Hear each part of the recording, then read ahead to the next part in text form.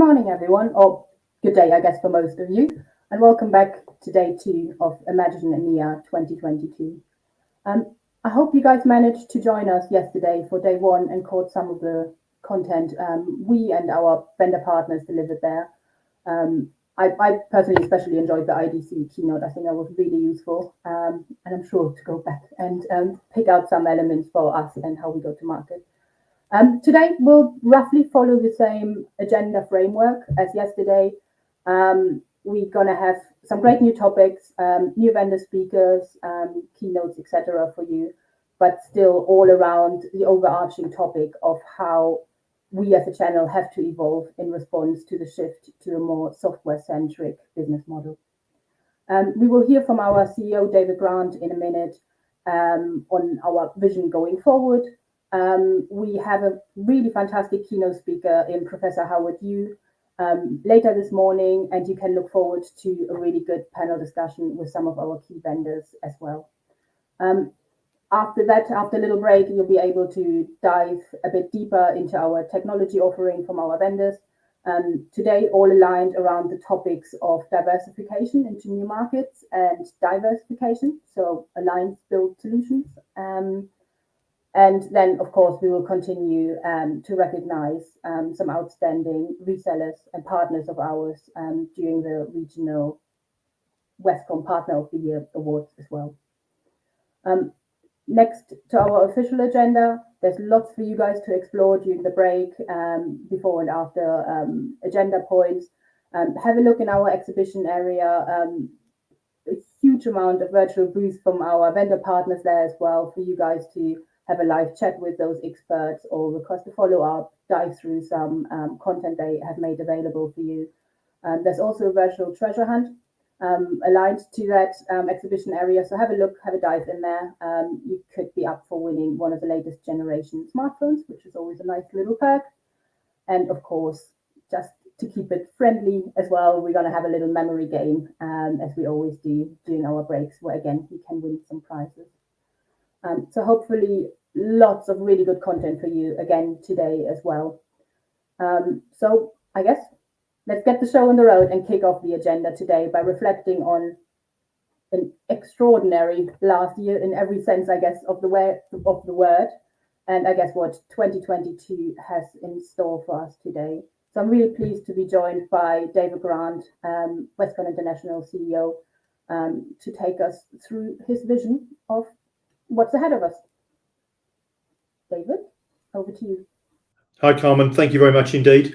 I'm delighted to be able to spend some time talking to so many of our partners, and of course our vendor community as well.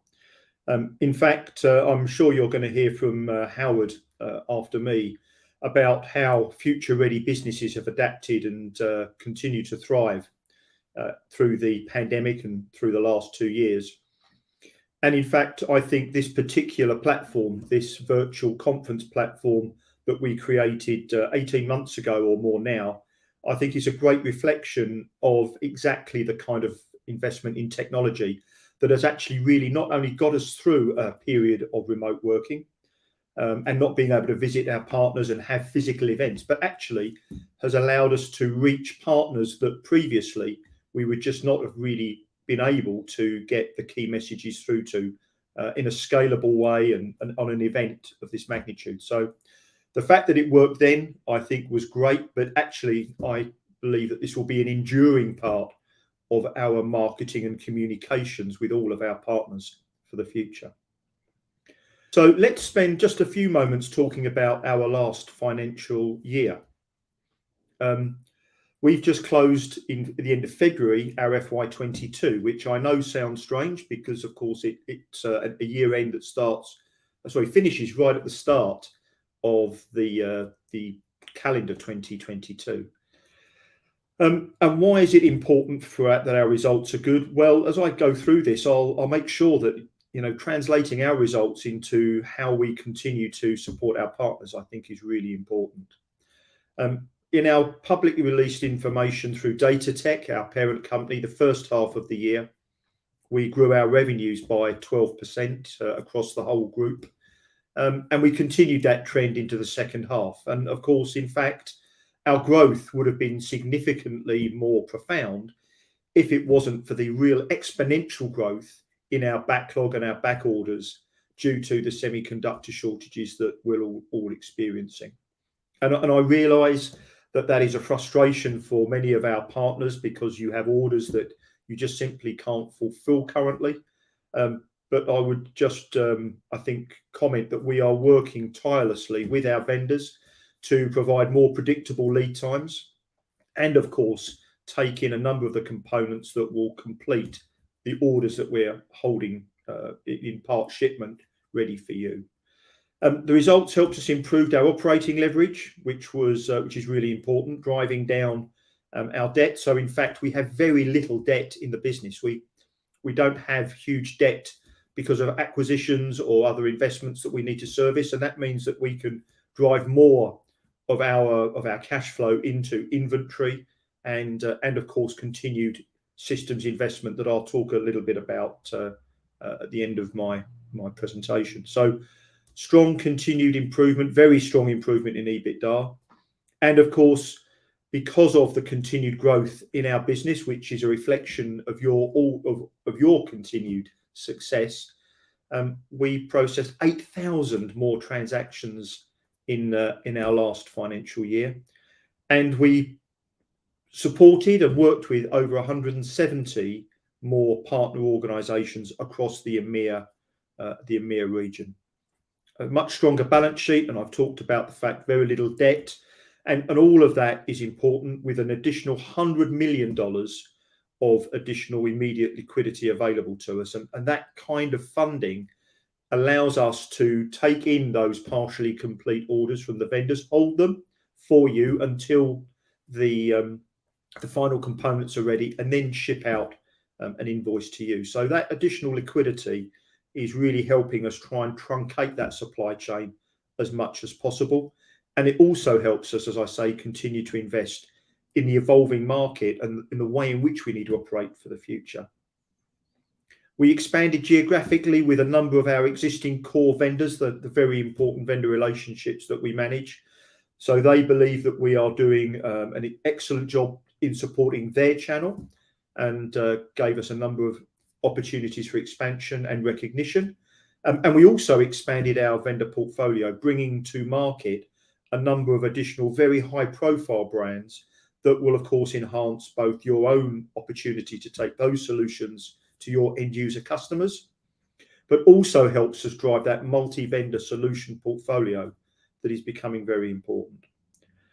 So just to really, I think, give you just 4 minutes overview of exactly what last year was all about from our business, we've put together a short video that we use for both internal and external purposes that I think really encapsulates everything that I've talked about and a lot more. So let's just spend a few moments reflecting on our last financial year through this video.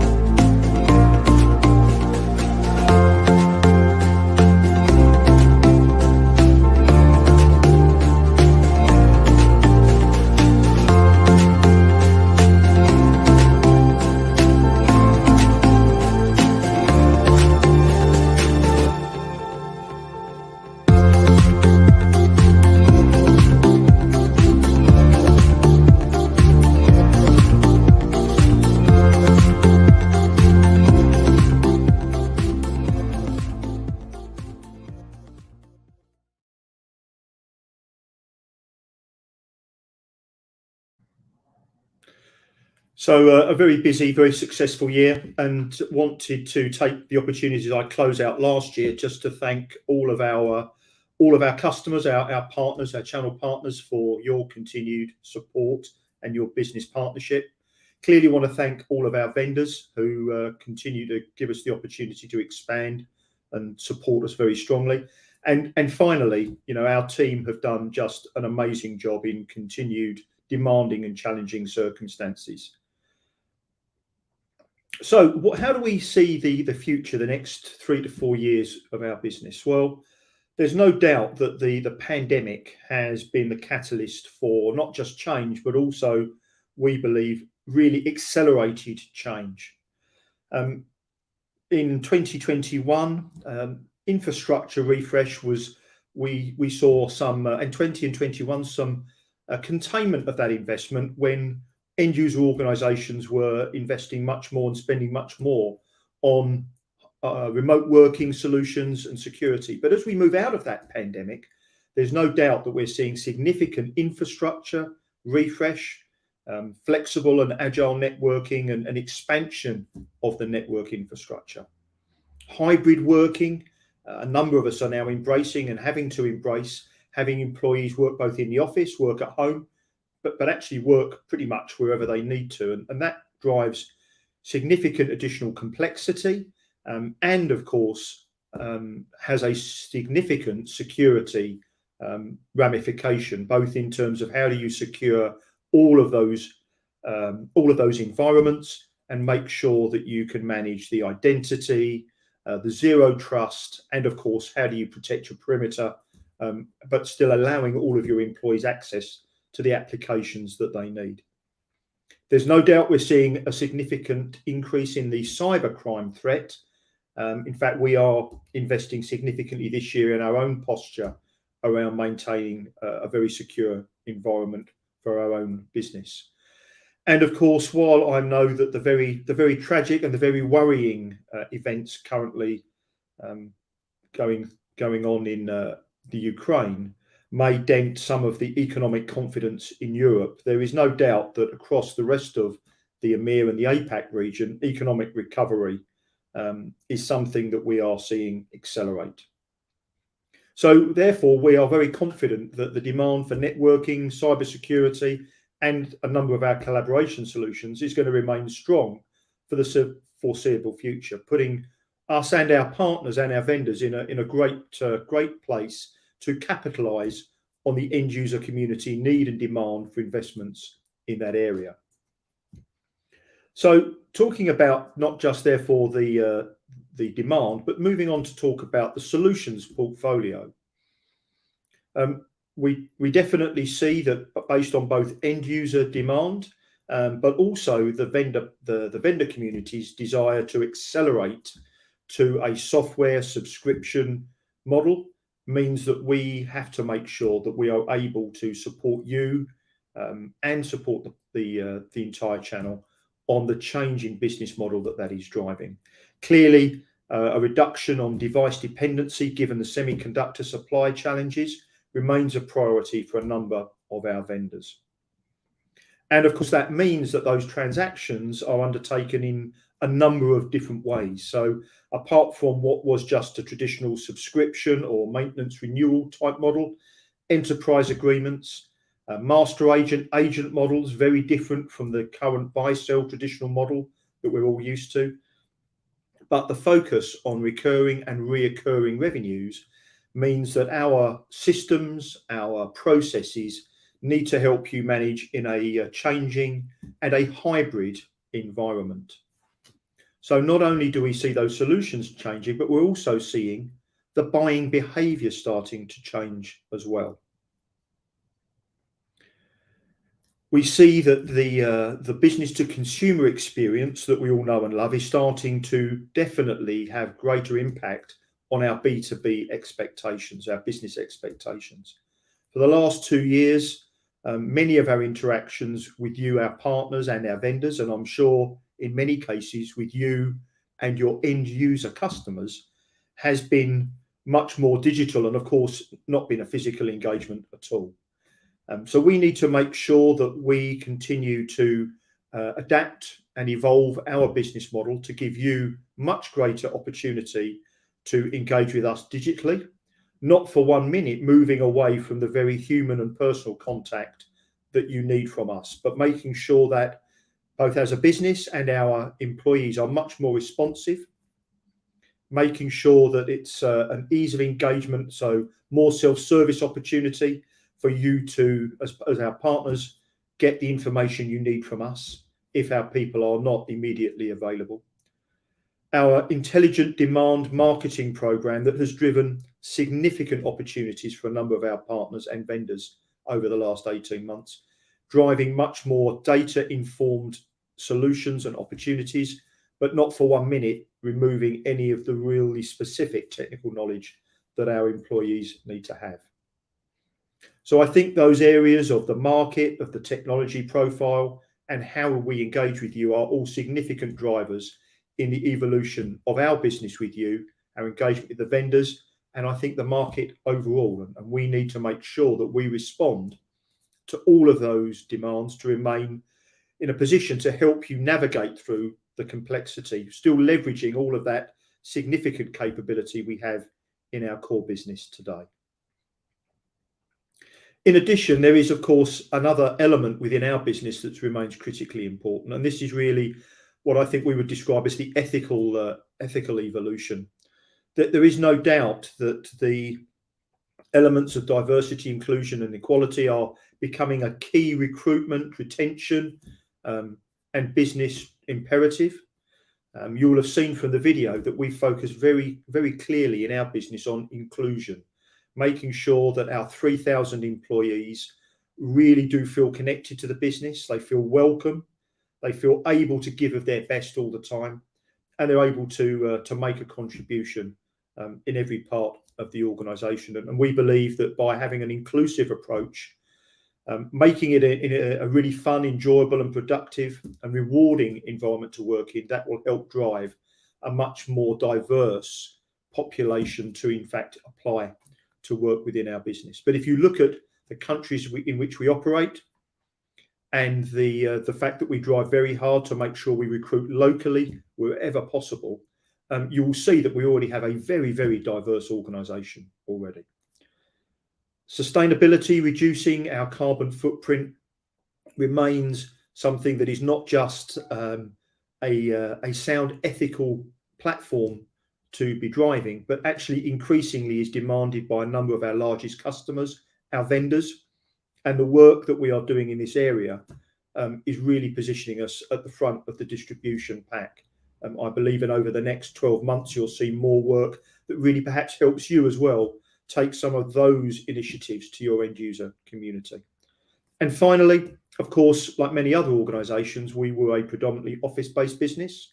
We've been remote and we've run the business very successfully for 2 years in a remote configuration. And now we are looking by job role and by environment, making sure that we can give our employees that opportunity to both be more flexible in how they work with us, but also, of course, making sure that we remain fully efficient and effective. And that requires even more investment from us in our tools and our internal processes to continue to support our employees. So, in terms of how will you see us bring those elements together in terms of continued investment? In the middle of this year, so just at the sort of middle of the summer, you'll see us launch a major refresh of Partner Central, which is our marketplace. And that will bring together an awful lot of the existing core functionality that you've already seen, along with some really innovative, I believe, and absolutely essential additional functionality around multi-vendor hybrid solution engagement, zero-touch quoting, and the ability to secure funding and finance for particular quotes and orders. We will continue to invest in process and engagement optimization. This is to make it easier for our employees and ease of business in the way in which you operate with us. And that's so that we can actually give our employees more time to spend talking to you about the topics that are most important and not some of the administrative drudgery that we need to go through on occasion. You'll see us do much more work around multi-vendor solutions and providing a virtual sandbox environment for you to design and work with us on multi-vendor solutions that are becoming increasingly demanded by a number of the end users that we collectively service. And we will continue to invest in our capability around supply chain management, recognizing that information and areas such as component availability remain critical and a major priority. We absolutely will continue to make sure that we can identify the best supply routes, secure the very best availability of capacity, and continue to try and manage the prices that we see from, of course, increasing fuel prices and the continued limitation in terms of both air and sea freight. So when we pull all of those components together over the next 4 years, we've set ourselves a number of goals that effectively we will continue to drive towards. So increasing our revenues by another 50% to drive up to being a $6 billion business. That would make us a very large specialist distributor in the EMEA and the APAC theatres. Clearly not of the same scale as a number of the broadliners, but that's because actually we want to focus on our quality and serving and supporting our customers. But nonetheless, even at that size, we'll be a big specialist player, which gives you the comfort that we have the geographic reach and, of course, the continued profitability to maintain investments and support your business. Our vendors' solution portfolio, of course, does define a number of our recurring offers, but we think that proportion of our business will exceed 65%. It's already over half of everything that we do. And again, the reason that we hold that as a goal is because it will inform and define both the portfolio of vendors that we bring to market, but it will also be critical in terms of making sure that our processes and systems are able to support that type of business that we think will become the dominant route to market over the next coming years. Nearly all of our transactions will in some way be digitally enabled, and that's really about ease of engagement, ease of transaction, and making sure that our employees are able to support you more effectively and take away some of that transactional time that they currently have to put in. And then finally, we ran a Net Promoter Score survey with our partner base last year. It was a positive feedback. Clearly, we know that there is always more that we can do, but we want to undertake a similar kind of engagement with our vendor partners, and of course, we already run a number of employee surveys. So I think when you look at those goals, you will see that effectively they are all aimed at making sure that we continue to not only run and drive a growing and profitable business, which of course is part of my prime responsibility for our shareholders, but also enables us to have the freedom to invest and continue to support our partners and the success that you will enjoy. So I'm going to now hand over to Howard and would just like to thank everybody for their continued support. I hope you have a fabulous Imagine event. What an opportunity for us to connect with 800 or more of our customers over a 2 to 3 day period. So thank you very much indeed for your attendance, and I hope you have a fabulous Imagine event. Thank you.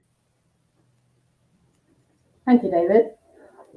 I hope you enjoyed those outlooks. I think 2022 is going to be interesting and really exciting, I think, for all of us.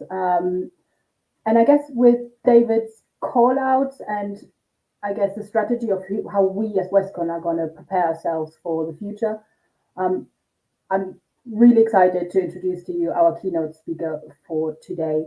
Our keynote will be done by Professor Howard Yu, who is recognized as one of the top experts on corporate innovation, with a background in the financing sector in Hong Kong, and previously being a professor of economics at Harvard School of Business over in America. He now teaches at the IMD in Switzerland. which, if you don't know it, it's one of the biggest MBA business schools around. And there he directs their Center for Future Readiness. Future Readiness, keep that word in mind because it's going to come up again and again, which I guess kind of is what his keynote is around. It's around moving from survival into thriving and success again. I guess where yesterday our IDC keynote was quite specific on our channel and what the feedback of the vendors, partners, customers are saying, how it will take a bit of a step back and talk us through the wider idea of being future ready and surviving crisis by taking some examples from other industries, for example, the automotive industry. Yeah, he's an economist, he's a professor, so put your phones away for a minute, switch your emails off. I think it's going to be really interesting. I had a look at it. It's a bit like being back in school, which is excellent. I really enjoyed it, and I've already learned a lot, so I'm looking forward to it. So yeah, let's kick off with Howard's keynote. My pleasure to have this opportunity to share with you some of the thinking behind how organizations can thrive after crisis. If our pandemic situation teaches one thing, is organizations that are future ready. They are the ones which are more resilient during crisis time. And they are the ones who are much more well prepared to capture new growth once normality beginning to return. Our world will never be certain. Our world will continue to be ambiguous and full of surprises, which is why becoming future ready is ever more important these days. So today we have a simple roadmap. We want to understand for those companies that are able to thrive after crisis, how do they build up that future ready organization? What is it? What is their hallmark? And how do they work? What choices that they make? If you think about the pandemic, early beginning, of course, there is this infrastructure build-up as exemplified by bandwidth boom. But then the idea is once this infrastructure build-up is laid down, they're not going to disappear. It allows new form of innovation to come in. It allows alternative business model to enter. And oftentimes what we see is there are new entrants entering the marketplace. In the gaming industry, for instance, consumer behavior, of course, has changed because of the pandemic. And as a result, the number of apps we see here surpassing 100 million in terms of annual sales have increased dramatically. But this is a story not just around mobile payment or mobile services, but this is also a story of industry convergence. Industry convergence affecting places such as consumer brand or traditional retailer at the same time. Among traditional retailers or consumer brand, there are brands that are winning extraordinarily well despite the pandemic. And on the global news, you probably have heard consumer brand or legendary brands such as J. Crew or retailer JCPenney or Brooks Brothers. These iconic brands are filing bankruptcy. The difference is companies such as Target, Nike, or LVMH, ahead of time, they were able to scale up their capability around digital transformation. So as the pandemic hit, Nike is able to pivot over to live streaming, e-commerce, Target on data analytics, predicting consumer purchase volume as well as SKU at the zip code level. This is how they win. And as a result, what that means is organization that has built up that new capability of others ahead of time are much more resilient during crisis. But one piece of warning, these type of capability does take a long time to build up. These days, take for an example, for retailing, everyone knows that consumer direct relationship is really important. But if you're looking at Nike, for instance, it takes them more than 10 years to build up that direct sales to consumer channel against their traditional business model. It requires commitment, it requires trade-off, It requires this deep consideration of potential cannibalization between your channel partner as well as your own direct channel.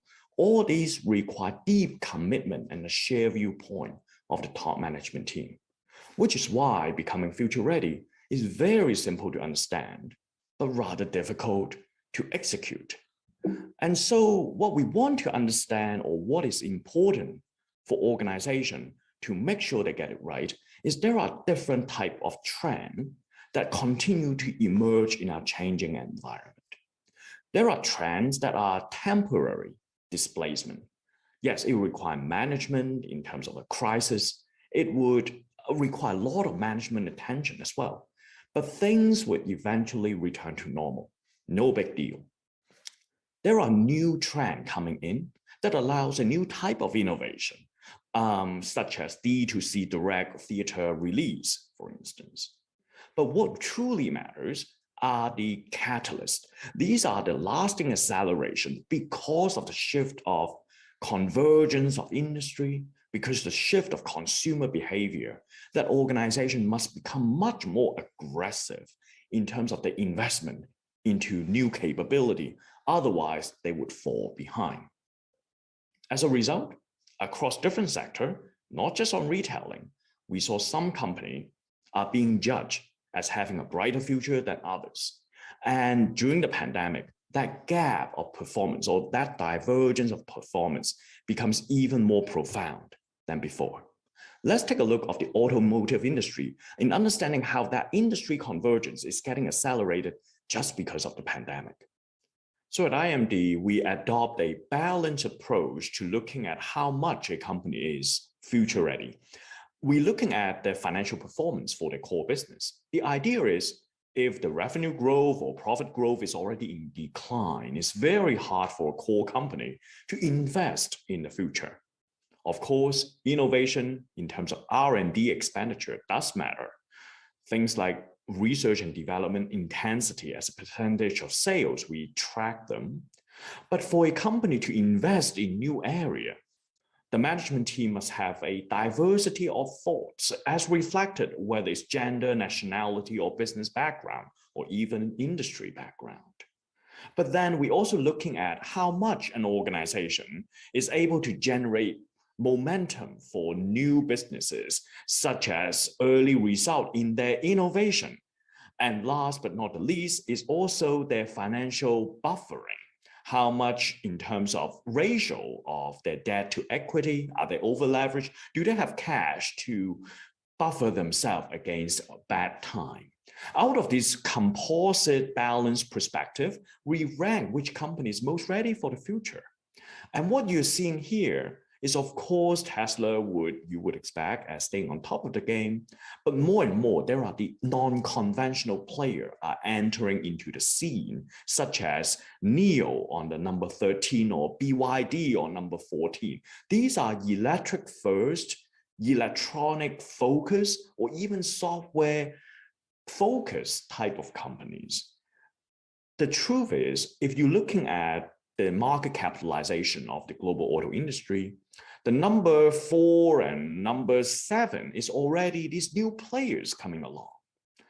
And in large part is because of the global semi-chipset shortages really illustrate importance of the focus on new capability on electronics as well as software. This is the historic value chain of the global auto industry. And you can see all these traditional OEM essentially have outsourced the chipset manufacturing as well as design to tier 1 supplier, which in turn outsourced to other contract manufacturer.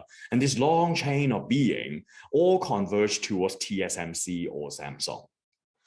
What makes Tesla or BYD or NIO is essentially they have bypassed this historic ecosystem and go work direct, for instance, with NVIDIA or TSMC.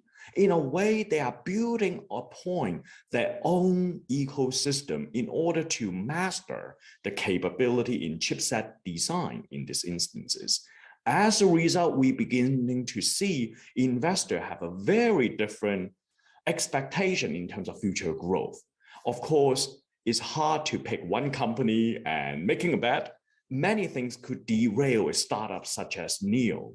But overall, the emerging pictures here is organizations that are able to move away from the historic core capabilities around mechanical engineering, internal combustion engine, but becoming EV first, focusing on electronic components and software development, and having this product architecture zoning out quite differently than traditional OEM, are the one who is able to excite the financial market much more than others. And these unconventional players are ones that usually coming in with a very different advantage point. So the learning here is different industries are essentially going through similar situation. In the phase of convergence, a company or a core firm would need to assess the historic core capabilities. Is my historic core capability is still relevant or is sufficient for me to thrive over the long run? If not, then I've got to think about the new core capabilities. And of course, when we develop new capability, you started off by making many small bets. You need to work in R&D activities. You need to stay agile, experimenting with a new business model, targeting new customer group. But at some point, you've got to scale things big. That requires commitment. That requires trade-off. Like what we saw in Nike, it required resolving this conflict across channel. In the automaking industry, it requires shift of focus away from the historical technological capabilities to the new. And it's not just auto and fashion industry, right? In the consumer brand, we saw is the shift from standard product, standard channel to personalized offering, omni-channel, automaker. We already spoke about that, but it's also in the financial sector. It's moving away, if you're thinking about the consumer retailing or personal lending, is moving away from managing a branch operation into much more of an AI and mobile service, mobile payment type of services that require company to make not just small batch and experimentation on the side, but at some point they need to commit to the new capabilities. And what we saw so far is organizations that are much more resilient than others during crisis time are the ones who have leaped ahead of time, ahead of others. When requirement coming in, they are able to pivot their business model in a very big way. And as a result, they were able to capture new growth. A wonderful example, far away from the IT sector perhaps, is Disney. During the pandemic, their theme park were getting shut down. The cruise line couldn't go off. And of course, all the cinema is getting closed. And yet Disney, if you're looking at the share price, they remain pretty much okay because they have Disney Plus. That energized the financial market. But it's not just about share price. Many of your companies or organizations may be privately held. But essentially what we saw is the cost of borrowing, because investors still have a high expectation for Disney future, the cost of borrowing remain low. As a result, they don't need to embrace a lot of massive layoff plan. As the world beginning to open up, their theme park is ready for the public.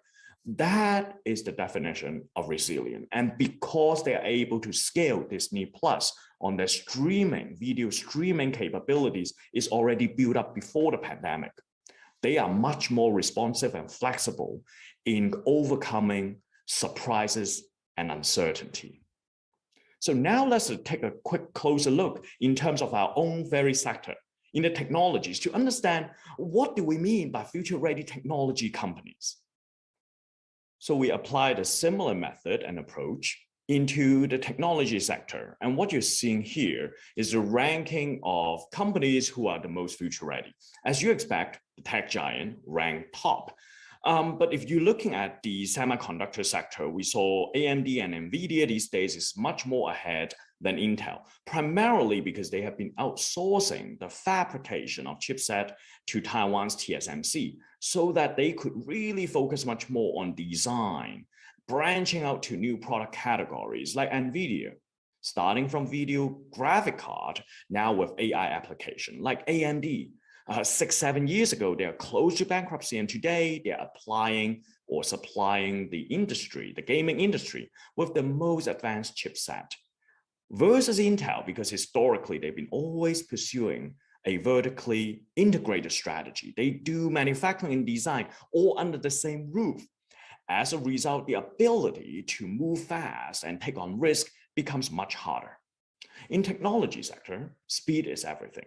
We're looking at the top tech giant. The reason they're powerful because they constantly move into new services, new product, and new business model, which is of course no surprising why all of them are racing towards the latest frontier of virtual reality or AR or the metaverse. Of course, the winner would be the one, potentially the one who could master hardware and software at the same time, since this is a nascent category. But if you're looking in terms of the world's most valuable company, what's interesting is TSMC is just right behind NVIDIA. And TSMC is one of these B2B company until most recently, people may not be even aware what they're doing. And the reason that TSMC can be so responsive with the changing criteria of their client, such as NVIDIA and AMD, is because they have essentially mastered remote work. Long time ago, 10, 15 years ago, before people even think about work remote these days. Let's unpack a little bit here. Now, TSMC, of course, is the king of foundry. If you compare them with the industry peer group, they are by far capturing the outsized market share of that semiconductor manufacturing segment. And if you zero in, their value chain is relatively conventional. If you're manufacturing a chipset, whether you're Intel or TSMC, you start with R&D, design, manufacturing, assembly, packaging, and testing, and finally, distribution. But in this particular subsegment of the IT sector, the value chain has continued to fragment. There are more and more specialized companies really focusing on a thinly sliced layer of the value chain in order to scale in terms of their volume of operation, because the operating costs increase and scale of economy becomes the rules of the game. So on your left-hand side, historically, everything is vertically integrated. So whether you're IBM, Intel, or TI, you do everything in-house. And starting in the 60s, 70s, 80s, and today, then you have different companies specializing in different parts of the value chain, as we see earlier here, and they are the one who drive scale. And TSMC mostly focusing on contract manufacturing. But as a contract manufacturer, one of the conundrum that they need to face is how do you coordinate work with your client? TSMC, after all, is in Taiwan. The client like NVIDIA or AMD in Silicon Valley. In terms of daytime, in terms of hour lag, there is almost only 1 hour overlap between the two regions across 24 hours. So they have to be the master of remote work coordination. And as a result, over time, what TSMC have really mastered, and I think this is a really important capabilities for any company to master, is this coordination with your partner, whether external or internal.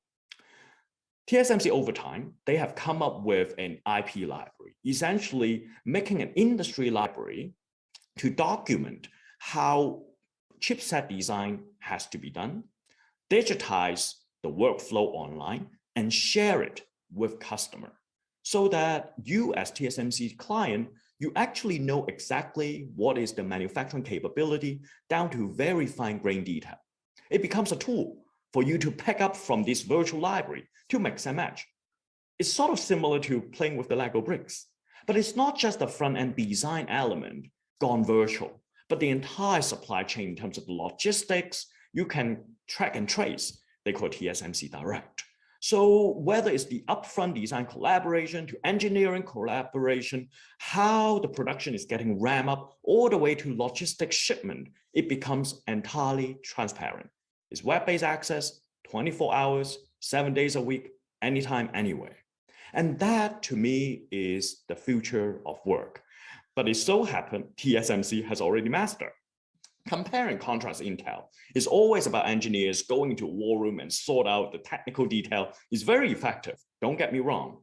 But over time, because of hybrid mode and online collaboration become more and more common between TSMC and their client, and they improve their workflow processes, by the time they crack that code of how to be more collaborative across regions, then they possess this extreme competitive advantage. So it's not just manufacturing prowess at the back, and it's not just the design capability in the front, but it's this ability to make sure the supply in the front end as well as the back end, the coordination can be so seamless that translates to real competitive advantage. So what we've seen today is a number of companies that are future ready. But to summarize what we've learned is they have all leaped ahead of time. They don't just talk about digitization, even when they're retailers, but they have invested in those technologies and capabilities ahead of others so that when crisis hit, they're ready to pivot and scale. They explore first. You need to run experiment, but then commit. Commitment requires making tough decisions and tough trade-off. They embrace industry convergence, where the Nike, they see themselves in terms of this direct-to-consumer must be powered by technologies. They vertically integrate new capability, whether it's Tesla or NIO, while leveraging open standard. As they scale, they put tools like TSMC onto their client so that that virtual coordination becomes key. And after all, becoming future ready can really be translated to a sense of resilience during crisis time. And as we return to normal, one day, they are the one who are much more ready to capture future growth. So here on the left-hand side, you could check in more in terms of more research methods and also other sector in terms of finding. But thank you so much for your time. I really look forward to continue with our conversation. But for now, I'm going to hand over the stage back to Daniel. Thank you. Hey everyone, I'm Daniel for today. I found that really interesting. I hope you guys did too. Future readiness equals resilience in times of crisis. I think that's a really good sort of snippet to take away. And by the way, Howard has an excellent weekly newsletter that you can sign up to if you just Google him. I'm on it and I find it really useful. Brings us to our next agenda highlight, exploring exactly this question a little bit further around resilience to growth and prosperity. And that's our channel leadership panel discussion. So first onto the stage, I'd like to welcome Patrick Aronson, our CMO and EVP for the APAC region. Hello, Patrick. Hi, Carmen. Great to be here. Thank you for having me. No worries. Nice having you. Thank you. And joining us quite late from your time zone. Patrick will be joined by Trevor from Avaya, Kevin from CrowdStrike, Sean from Extreme, NetScouts, Tony, and Jerome from Vectra as well. Before we pull these guys on, if we just quickly go to the next slide, because there's one more panelist that isn't on the slide, which is you guys. So we're trying to make this as interactive as possible, not just having an unscripted discussion between the panelists on stage, but also wanting to give you the opportunity to affect this discussion. So you should see on the little chat bar on the right of your screen, you should see a little something happening there. So we would ask you to submit in form of a one or very few answer response, just your thoughts on what do you consider the biggest threat for sustainable growth for channel partners in and beyond 2022. And as soon as you start putting your responses in there, we will see on the main stage screen a little word cloud pop up in real time. And then that will help our panelists to sort of kick off their discussion and respond to your thoughts and views on this topic.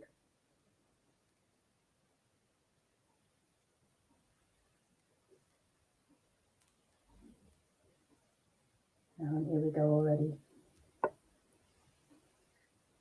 Excellent. So I think while this is building up, if we call the panelist on stage, and then I'll go away and I'll let the experts discuss. Thank you, Carmen. While these build up, I thought I'd just take a second to introduce myself as the moderator for for this panel and was kind of last minute because we're going to be talking about resilience and channel resilience today. I guess one of the keys is redundancy and being able to pivot very quickly. So Daniel Harrell couldn't make it here today because, as you know, in this day and age, people become sick quickly.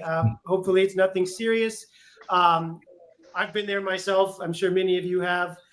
So he couldn't join it. Carmen gave me a ring and said, hey, could I join from Singapore? I said, it'd be my honor. The topic is something I'm very close to. I run the APAC business for Westcon Comstore, and I'm also the CMO for the company based out of Singapore. And to come and meet up with this panel today and talk about this concept of channel resiliency to channel prosperity is something I really feel comfortable with. And I know quite a few of the folks on here as well. So Trevor, we go back for a while from the Avaya days. I've watched Trevor see the company thrive, rebuild, restructure, and emerge as a cloud company.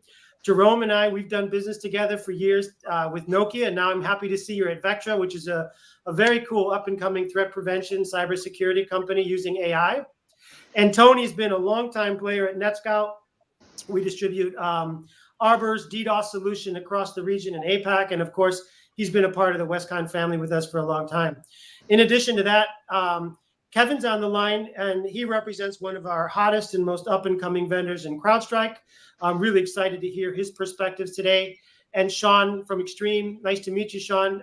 You're new to me, but we work with Extreme across Europe. They've become a fast-growing vendor. They're making all kinds of acquisitions, breaking into SD-WAN, and we also work with them in APAC, so I'm familiar with your team as well. So it's an exciting panel. And we're going to talk about channel resiliency. So I'm sure you guys won't be shy. I guess the very first thing that jumps out in this word cloud right at the center is lead time. Anybody want to share your thoughts about how the channel can respond and react to these challenges we're facing in the supply chain, lead time, the war, all these shortages? Anybody have any thoughts they'd like to share with the viewers? Hey, Patrick. Hi. Let me give it a bit of a thought. And I think one of the big advantages someone like Westcon brings to this lead time type discussion is you have a buffer inventory. Your inventories are bespoke for your reseller models, right? So you manage to take a large amount of that pain out for the reseller community. Yes, we are all experiencing slightly longer lead times with certain chipsets. However, I believe with a bit of forward forecasting and also a bit of technology move, right? You know, we don't have to lock down into all the hardware. We can move in the software domain. We can move in the subscription domain. Yes, there are times we need hardware, but I definitely believe someone like a Westcon gives us a buffer to take a little bit of the pain out of the situation. Yeah. Thank you for that. I agree. That's part of the role that distribution needs to provide is to build that buffer in the supply chain, make products more available. I think it's interesting though what you said about the move to away from just being completely hardware dependent and the shift that we're seeing into software and as a service models. I'm sure Kevin, for example, at CrowdStrike, that's very much what your business is based on, as is everybody's in some way. Everybody's moving that direction. How do you see that happening, and do you see growth from that? And what advice would you give to the partners, Kevin, as far as sort of making that shift? Yeah, I think in terms of hitting the desired execution time for a project, there's obviously some lag in the way that deals build up, in the way conversations happen, in the way discovery happens between our partners and the end customers. So I think early and deep engagement, frank and transparent discussion as early as possible can take out some of the lag that we see built in naturally into many, many deals, right? So I think the luxury of that kind of delay has been taken away because of other constraints. And so I think we have to be very pragmatic in terms of how we engage with customers around projects to try and overcome what's a natural lag that we've all become used to. But now we're working in quite a tight, constrained environment, especially where there's a hardware component in the project. So I think the quality and depth and transparency and the engagement can help to overcome what's naturally part of the execution cycle. We just don't have the luxury to kind of live with that anymore. So I think that would be kind of my advice would be to dive right in and get pretty deep very early, so that we skip over the unnecessary lag that's there. Yeah, great. One of the other interesting comments here is there's a bunch of stuff in this word cloud around just business models, different changing environment, direct models, and obviously the channel, and we feel this at Westcon Comstore as well. The changing models. What is the role of distribution? How do we pivot, ensure that we continue to bring value? And we're always sort of thinking about that. What advice does anybody in the panel have around the growth and emergence of direct models, and where do you see vendors going, and how do you think partners should respond to some of these shifts and changes? Anybody want to comment on that? Yeah, maybe I will, Patrick, if you don't mind. I think it's also deeply linked with the change on the market right now. If you had a look on the way we were operating probably 10, 15 years ago, it was kind of do it yourself, right? The vendor was doing almost everything at the end user or through the VAD. And more we are moving into this partner collaboration, okay, where we have to provide, I would say, more and more a unique set of solutions based with different sub-solutions. And I think the future is definitely, a full ecosystem with hyper-connected solution, hyper-connected vendors. And I see again here big opportunity for you guys to really act as a kind of aggregator, helping us to provide an end-to-end solution based on different kind of technologies to the end user. So that's probably my 2 cents on that one. Patrick, sorry, I'll just add to that. I think 2 key areas in the marketplace at the moment is lack of resources at the end user side in terms of personnel, and the multi-vendor environment. You combine those two, and the challenges for what is ultimately all our end customers is resource, and in a multi-vendor environment, how do they cope with that? They don't have the ability to cope with that. And I think that the channel and what Westcon's doing on the multi-vendor side is absolutely critical. It's just going to potentially shorten lead times on projects if the end user, along with the channel, can actually demonstrate in a lab environment, that multi-vendor situation, which is challenging us all. But lots and lots of CISOs that I speak to, their biggest issue is resource. If they find it, they cannot keep it. There's a lot of movement in the marketplace, and people understanding the multi-vendor environment. They might be an expert on 3 or 4 vendors, but you put it all together, that's a real challenge. And I think that's the critical aspect for me, that the value that the channel needs to add is helping with those situations. Yeah. I'm with you. I'm with you 100% on that. Sorry, go ahead. Sorry, please. No, go ahead. definitely. Just add to what Tony is saying. We mustn't be scared of direct models. Direct models have a place. They have a place to make sure there are rebates and incentives in place. But from a resource point of view, the channel brings a huge value to our market. Absolutely massive. And it's part of our business model and our ecosystem as vendors, right? We need the channel community to do it. It doesn't matter if we call some of it a direct model. It's just we still need the resources that come to the market from our channel. Yeah, I think the resource issue is really top of mind for us in Westcon. I had my team together the other day and went through sort of a SWOT discussion with every function and every regional leader, and the one consistent, it's because we just finished our FY in February, so we're just now at the start of our FY. And I just said, okay, guys, tell me what's top of mind. What are the biggest issues?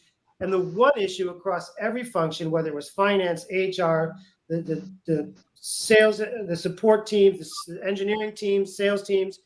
It is resources, finding the good ones, keeping them, and developing them. So it is really a top area of focus. And my advice that I'm, what we're trying to do is really just make sure we've got a very clear career path for our people. And it's not, we've got a big organization. It's very people intensive. So there's lots of folks, but making sure people understand the career path and then recruiting them young, them, at young, early stages, and then hopefully keeping as many as you can and developing them up through the career path. Because if you have to always go out and replace expensive solutions architects, you're just going to get priced out of the market. You're just going to be hard to make money. But if you can develop technical competencies, especially for our partners who deal with so much technology, but also in operations and finance and administrative functions, if you can develop them up, you have a much better chance of keeping them longer, keeping them more affordable. And that's our focus. That's the strategy we've taken. It's not always easy to do. It's easy to say in theory. But I think it requires a good focus on HR and people development to make that work. So, Patrick, just to add to that, I have a number of customers who have university sponsorships going on where yes. They're grabbing them from uni, and once they transfer them into their organization, they put them on multi-year training programs with a value. And the reason they do that is because they say to those candidates, if you leave within this time period, you've got to pay it back.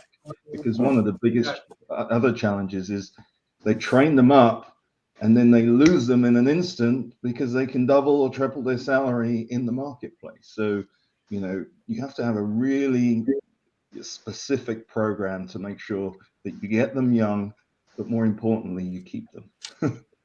Right. Hey, I'd like to pivot the conversation because I understand that there, over the last day and a half, there's been some discussions around specialization, which we know is huge in our business today. There's just been this great move to specialization versus diversification. And how do we help our partners think about those two things and the juxtaposition as they want to grow? All of you represent some form of specialization in your vendor business, right? And you all complement each other, generally speaking, which is nice because we all can get along in this forum. But there's specialization, but then there's this need to start building new practices and growing. What kind of advice would you give? A lot of you guys have worked in other businesses too. You haven't only been with this vendor, so you've seen the other sides of things. What advice would you give to the partners in those two areas and how they balance them? I'll jump in onto this one if you don't mind. Please. So I think some of the things that have been mentioned here, I've been focusing on two aspects of the opportunity that exists out there. First one is the opportunity, which is all about digital transformation, right? And there are we recognize the themes there. It's big data themes, it's security themes, and during this pandemic, the infinite enterprise has exploded with the advent of 5G and wireless and working from home, et cetera, et cetera. So you've got those opportunities that exist out there. And what has come along with those opportunities is a plethora of technologies, which the customer is trying to get their head around and consume and build into the business to drive this digital transformation. But on the back of that, you've then got the headwinds, and the headwinds, that have been mentioned, a few of them here: resourcing. How do they get people to understand what's going on here? How do they plan for a supply chain? How do they plan projects? How do they live and breathe the day to day and keep the lights on while diversifying the business to adjacent opportunities? Right? All of those are effective headwinds against this big explosion of digital transformation. So when you talk about what can the channel do and what do partners, our partners, everybody's partners out there that are really trying to work this go-to-market and trying to execute in this environment, they have to look at what value they're bringing into that customer base and amongst all of these challenges. So the resource limitations, the understanding of the technologies, the expertise coming into those fields of which is typically verticals. And I've seen a lot of partners have success that have really narrowed down their vision around what value they're applying to certain vertical markets or horizontal segments, right? So that involves a lot of specialization, because then you're bringing value into that play to either compensate for resources the customer doesn't have, or deliver advice into a way they can explode into a digital transformation. So specialization is huge. If you go too broad, you know, we know with what we're seeing now is this change in sales motion that's out there because of this landscape we're in. It's all moving to what we call like the customer experience and the partner experience. So no longer can you have, you know, just sales guys going out there and say, you know, I know this data sheet and this is what it looks like, and you know, this is what the product you should buy. You know, customers, businesses are going out there knowing that landscape, and they're buying on those customer experiences. You know, we've seen the consumer place explode into that with things like, you know, ratings from Amazon, TripAdvisor. People buy on the experiences they're having, and you're only going to be able to give those experiences, one, if you've created resilience in your business, but also if you've specialized in an area. So you do become a knowledge base, and you're offering those solutions that hit those diverse markets. That's great. That's good. Thanks, Sean. Yeah. Just add to what Sean said there. I think it's a great point. And I think it was interesting that lead time popped up on the word cloud. But we think about lead time, sometimes we only think about it in the context of products or technology, but the lead time to build resources and skills and expertise is probably longer than many of the lead times, the even worst case scenario lead times that we think about for products. You know, if you decide to specialize now, finding the resource, training them, as Tony was saying, finding them, you know, early in career, building them for a number of years, creating a platform for them to stay, that's a long bet. So you need to decide on your area of specialization with a view to being committed to that for 5-10 years, right? It takes time to build that. And I would just like to say that's what we try to do at Westcon, right? We hope to sort of, you know, pump that up and put something in there to sort of speed that up and expedite the process to help you with those enablement capabilities on behalf of our vendor partners, so that you can ramp that up a little bit faster. But of course, it does take investment. I think that's a really good point, Kevin, about the lead time for specialization. It doesn't happen overnight. You don't just become a cybersecurity, a threat prevention specialist, or an endpoint specialist, or contact center as a service specialist overnight, right? You need to put the time in, energy, build it into your culture, develop your people, and you need a good distribution partner, hopefully, who can help you, you know, get there and maybe avoid some of the pitfalls and overcome some of the hurdles. That's what we try to do.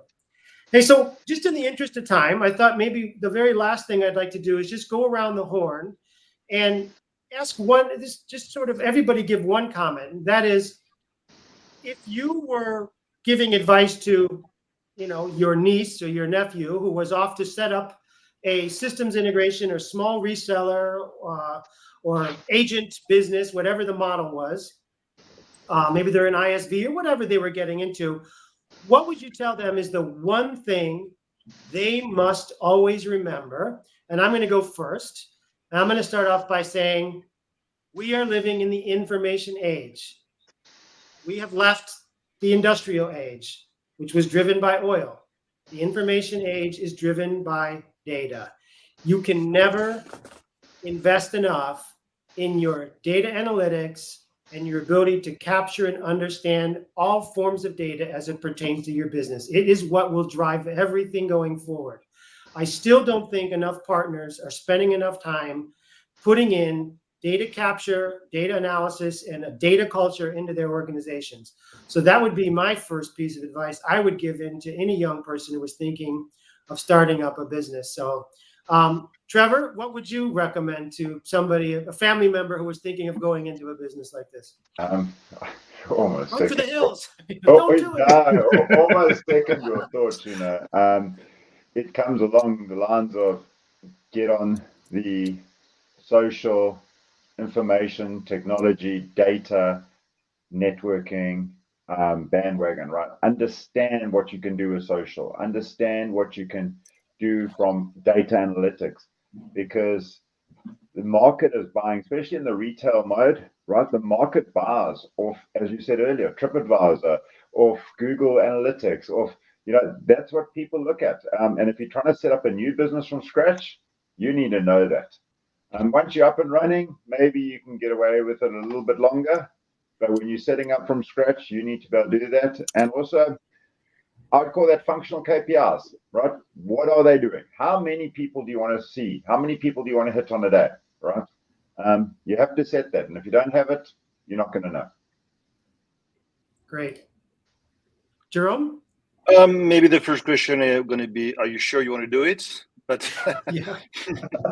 No, more seriously, the thing that I will really, need them to understand is, first, you need to think about customer first. In any case, anything you're doing, think about the customer and what he needs, okay? What happened in his business? What happened in his challenges? What are really his ecosystem, okay?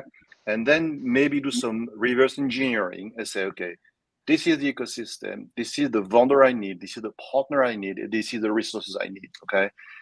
Before jumping into, I'm going to sell that, okay? Just make sure you understand exactly the customer, in any action, any decision you take has to be done for the goodness of the customer. Customer experience first. That's the key things for me. And maybe be ready to live in a competitive environment, okay? The time again where we are doing everything alone is gone. Okay, now it's a co-creating IP world. It's an ecosystem world. So be ready to partner with some people that obviously you are not ready to partner day one. That's my recommendation. Excellent. Thanks, Jerome. Sean? Oh, mine's kind of very basic and simple. Know your market, right? Know the value you bring into it, and with everything changing these days, know how you're going to connect to those customers. Good. Very simple and straight. It's good. Tony? Expect the unexpected. I think flexibility is probably critical. 2.5 years ago, none of us knew a pandemic was coming. 2.5 weeks ago, none of us knew a war was going to break out. So, how can you, it's very fundamental, make sure that you have that level of flexibility built into your business, that, change is inevitable and it can come at the drop of a hat. And you need to be able to respond to that. I mean, I echo everything everybody else has said, understanding the customer. And in these challenging times, customer says, I need this technology at this time, or let's say it's in 6 months' time. Work back from there, lead times on product, lead times on people, lead times on capability, and expect change within that time period. It's but you have to be very decisive with the end customer, ultimately, as the channel, to help guide them through it. They often want everything and they want it now, but you've got to map out the plan as to how they get there. If in 6 months' time they want a fully functioning system, so change is inevitable, unfortunately. Be flexible. Very good. Thanks, Tony. Kevin? Always difficult to go last after 5 very smart people. It's something different. But what I will say is, and it's connected to the themes of what you guys have brought up. I think it is important to be focused on the customer and to really understand what problem are they trying to solve. And it starts there. It doesn't start with you as a reseller or us as a technology provider. It starts with the problem that the customer is trying to solve.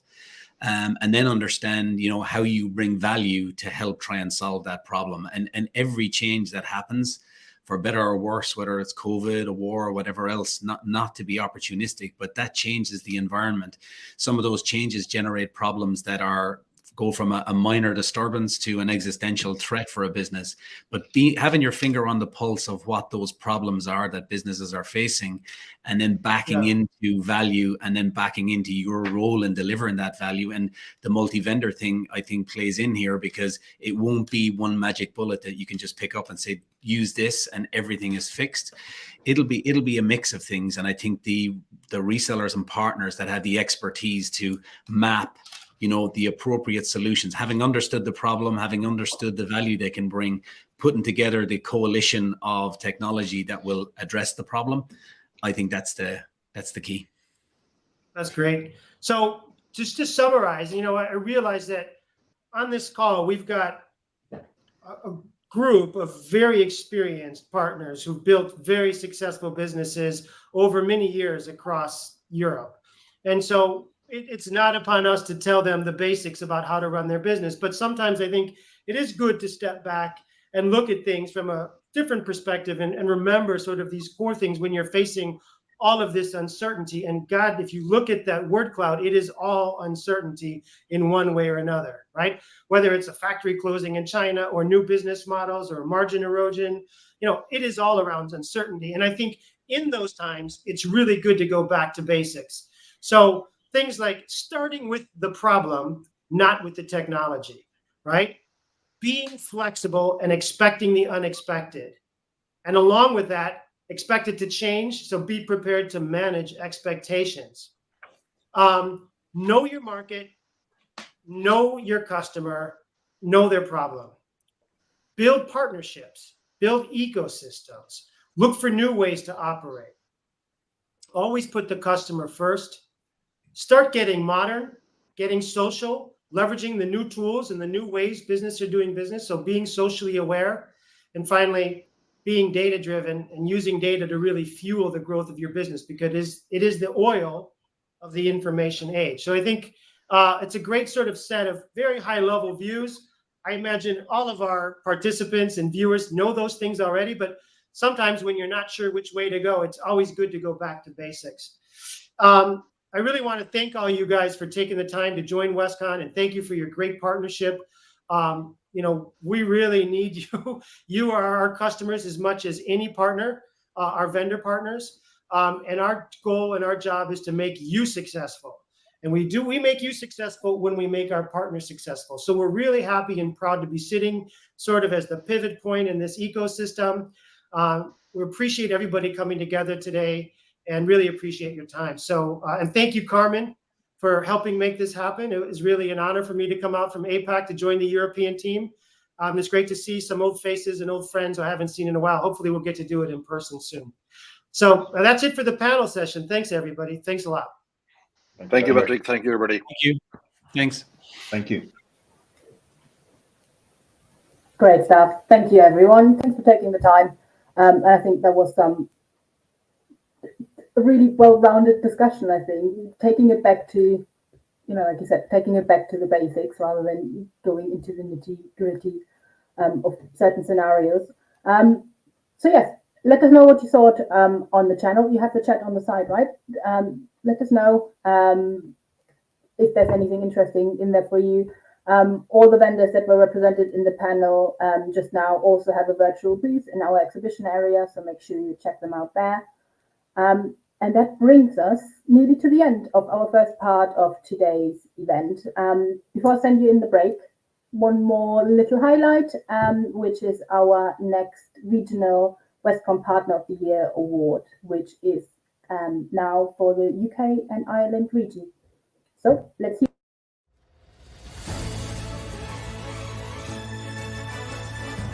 Hi everybody, it's John Nolan here, Sales Director for the UK and Ireland. It gives me great pleasure to be here today to announce the Westcon Partner of the Year for our region. This is a partner we have an absolutely fantastic relationship with. From a personal to a very strategic relationship. We've seen 46% growth with the partner over the last 12 months. Some vendors have actually seen 228% growth. So some phenomenal stories over the last 12 months, over a difficult 12 months that we've jointly made very, very successful. As someone that's always there to support ourselves when needed, and vice versa, when the partner needs support, we've been there to support them. So it gives me really, really great pleasure to announce our winner of the Westcon UK and Ireland Partner of the Year is Maintel. That's a massive congratulations to Yo McRae and the wider team, who we absolutely enjoy working with on every day of the week.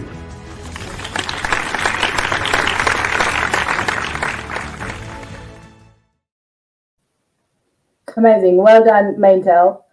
When I was still in the UK, they were already one of the key partners in that region. So really good sign for long-standing relationship, I guess. So time for a break. Get a coffee, relax for a few minutes, and then we see you back in the breakout areas to talk around SASE, modernizing the network, and alliance-built solutions in a little bit. If you have time, again, the exhibition area, I shall be going on about this until the end of the event. And also have a look at the Imagine Realized follow-up events calendar. If you have any topic that you want to dive into deeper, they're all 60 to 90 minute sort of sessions with our vendors where we can go a little bit more under the hood of anything you might have found interesting during this event. So see you in a minute.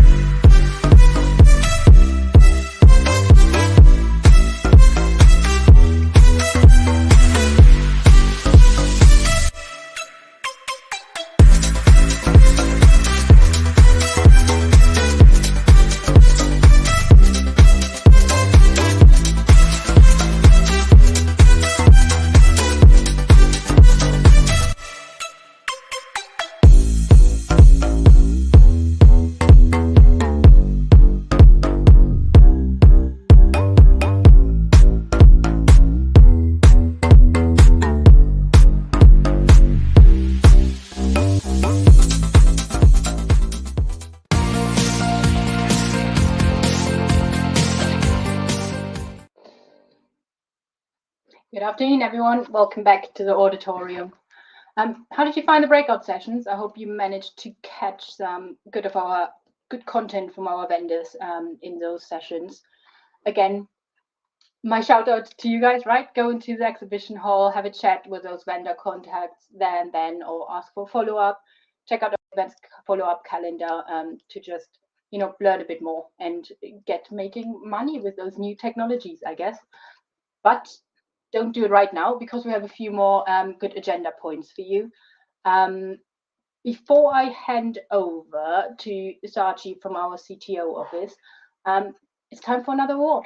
And now up is our Northern European region. So to introduce our regional Westcom Partner of the Year for Northern Europe, let me hand you to Paul Rasmussen.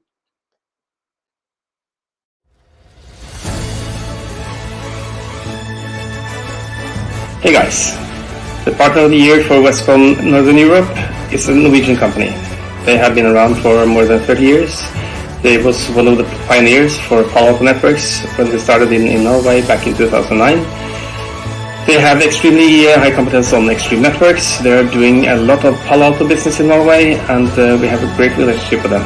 It gives me great pleasure to announce that Data Equipment is the Partner of the Year for Westcom Northern Europe.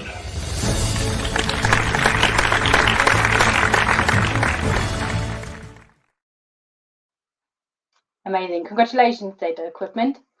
So, as I mentioned, I shall be handing you over in a second to Sachi Wade, Director for Commercial Technology. Let me do that again. Director, Commercial Technology Office. And she will talk you through our sort of forward-looking distribution evolution, I guess, in terms of what we're trying to offer you as a channel. Sachi?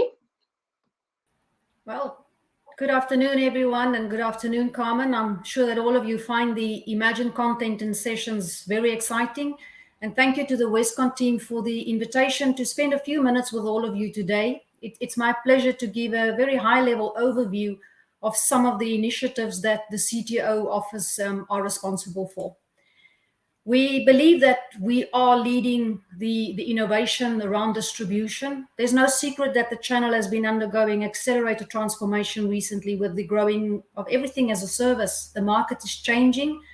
We have heard a few occasions yesterday, today, that the way vendors, distributors, and partners do business is changing fundamentally, and the role of distribution is more important than ever.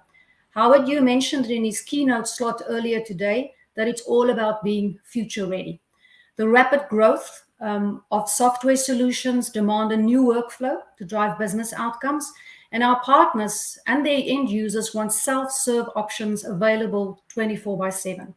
It's interesting that during the panel discussion earlier, the message was clear. Data and partner insights are no longer a nice to have, but part of what differentiates self-service marketplaces.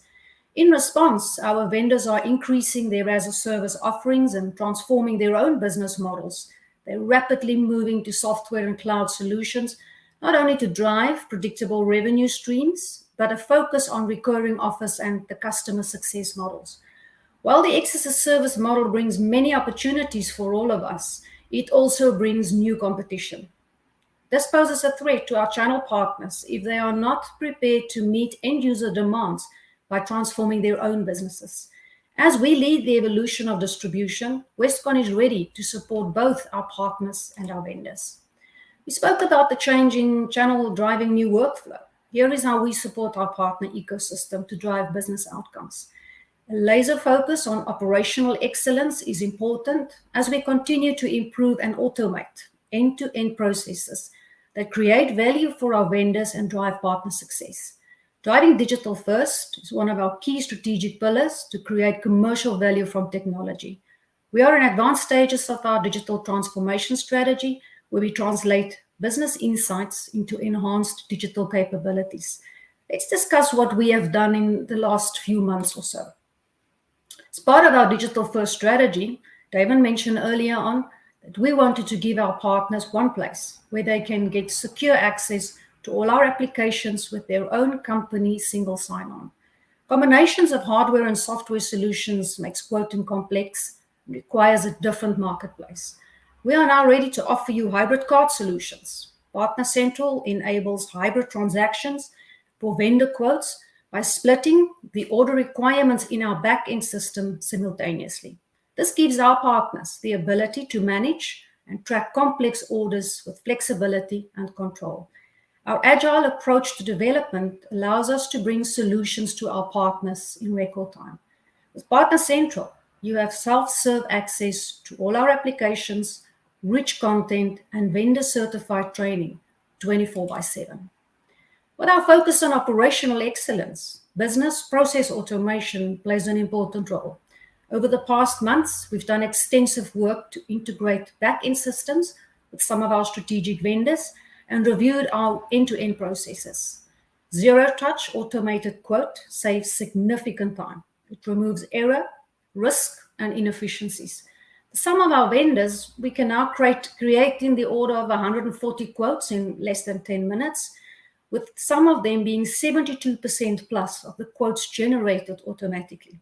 Strict purchase order governance adds to the validation for our internal rules, and that ensures alignment before the purchase order is placed. These upfront checks and balances ensures a smooth process and an efficient workflow.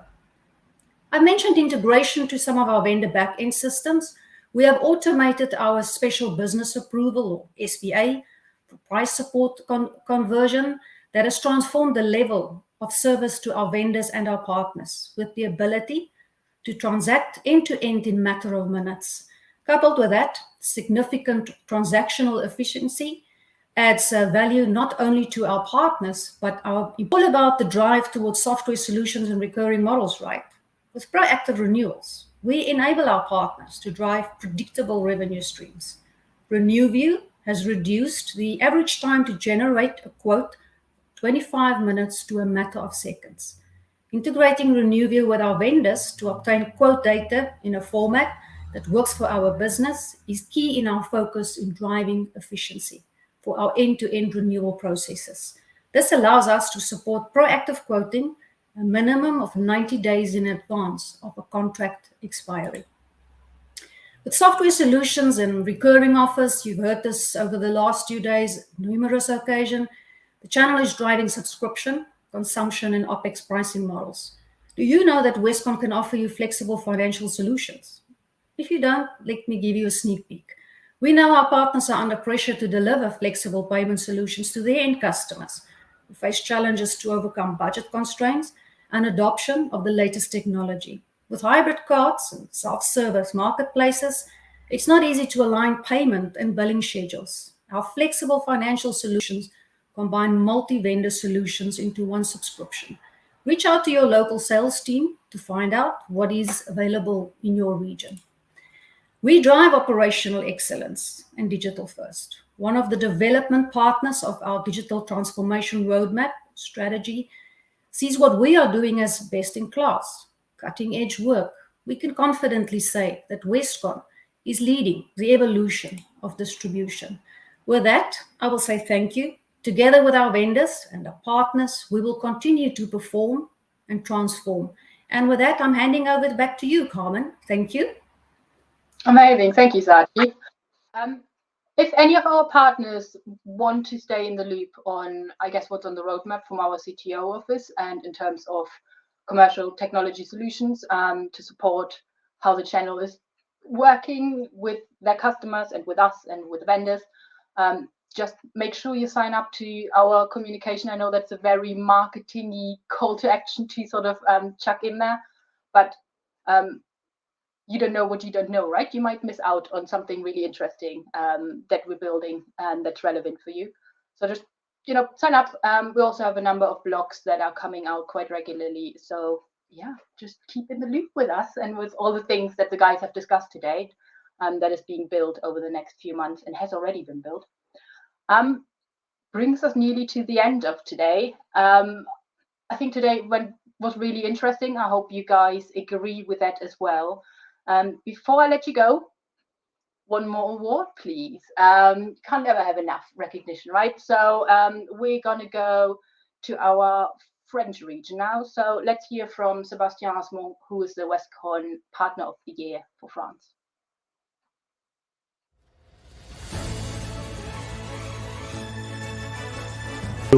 I'm Sébastien Asman, the Westcon Managing Director in France. It's a pleasure for me today to announce the Westcon Partner of the Year FY22. We have a really close relation and trust with this partner.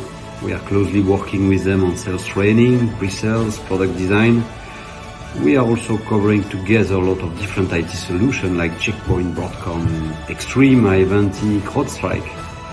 And we have a huge potential of growth in cybersecurity and networking together. So the winner is IBM. Well done and congrats to all the IBM teams.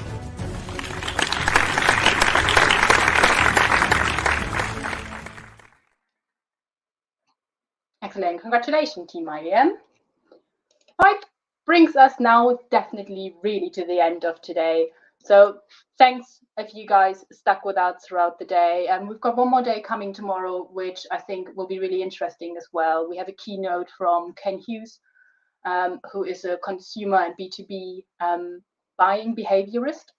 So I think that will be really interesting in the context of tomorrow's theme of, are you actually selling the way your customers want to buy? We also have Rak Pabu, our global CTO, give us his view and the roadmap from Westcon on that. And again, of course, one of our great panel discussions and loads of interesting vendor sessions in our breakouts. So we finished a bit early. Maybe you can take the time, you get it, to head to the exhibition area, check out the vendor booths, and get yourself signed up for some follow-up sessions in our Imagine Realized events calendar.